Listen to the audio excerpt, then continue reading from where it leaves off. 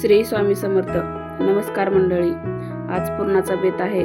चला तुम्हाला झटकीपट कसं पुरणाचा स्वयंपाक करायचा ते. चला मग पटकन डाळ लावून घेऊ. ही घरची डाळ असल्यामुळे का एकच पाण्याने धुतले. इकतची डाळ असली की 2 पाण्याने स्वच्छ धुवून घ्यायची. इकतच्या डाळीवर थोडंसं पावडर टाकलेलं असते म्हणून ते 2 पाण्याने धुवून स्वच्छ घ्यायची. डाळीमध्ये थोडंसं तेल टाकून घ्यायचं कारण उतू जात नाही म्हणून. आणि इकडं भज्याची पण तयारी करून घेतली आहे. कांदा छोटा छोटा कट करून घेतला आहे.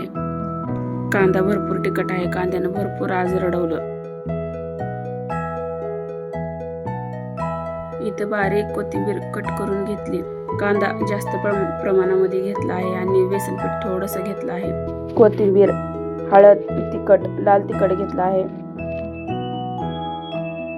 आणि ओवा आणि चवीपुरतं मीठ टाकून थोडंसं पाणी टाकून छान त्याला तिंबून घ्यायचं पिठाला. आधी थोडंसं घट्टच ठेवायचं. करायच्या टायमाला थोडं पातळ करून घेतलं तरी चालतं. मग थोडं पाणी करून तिंबून घेतलं आहे पीठ.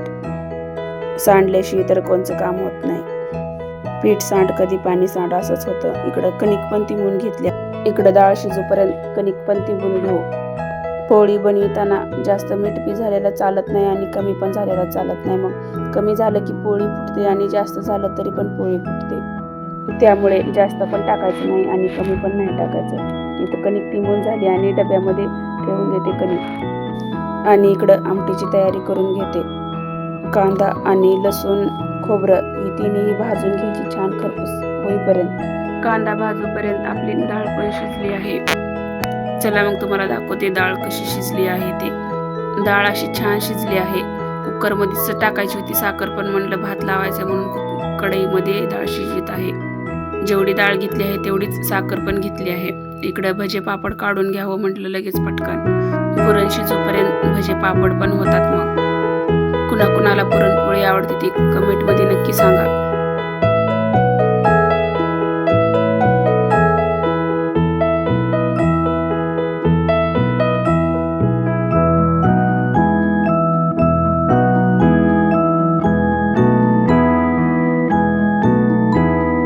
पुरण पण इकडे छान घट्ट झालं आहे. थंड होईपर्यंत चला इकडं भातला कुकर लावून घेते भाताचं.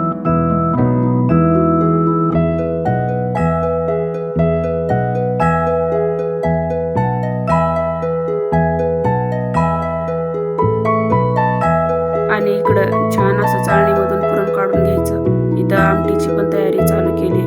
पाटावर वाटाणा नाही माझ्याकडे मिक्सरमधूनच काढून घेतले. बारीक अशी पेस्ट करून घ्यायची. टमाटर पण घेतला आहे. टमाटर अर्धच घेतला आहे मी. भाजून घेतलं नाही तसं कच्चच घेतलं आहे टमाटर. चला मग इकडे आमटीची तयारी करून घेऊ. मी थोडंसं जास्त तेल टाकलं आहे. तुम्ही तुमच्या हिशोबानं तेल टाकून घ्या.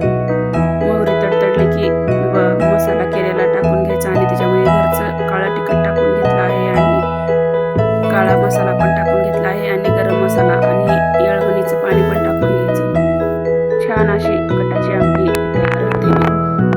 पुरणपोळीपेक्षा कटाची आमटी आणि भात खायला आवडतं. कोथिंबीर बी थोडीशी टाकून घेतली आहे आणि असा कटाच्या आमटीचा लूक आला. आणि इकडं भात पण झालेला आहे आणि इकडं पोळी पण लाटून घेतली आहे.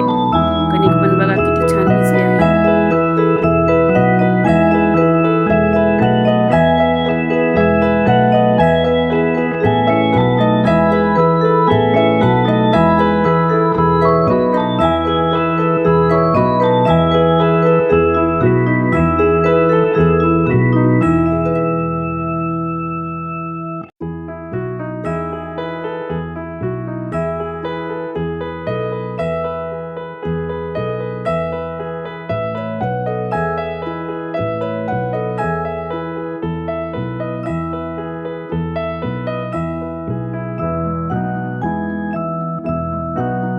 या मग समजे पुरणपोळी खायला.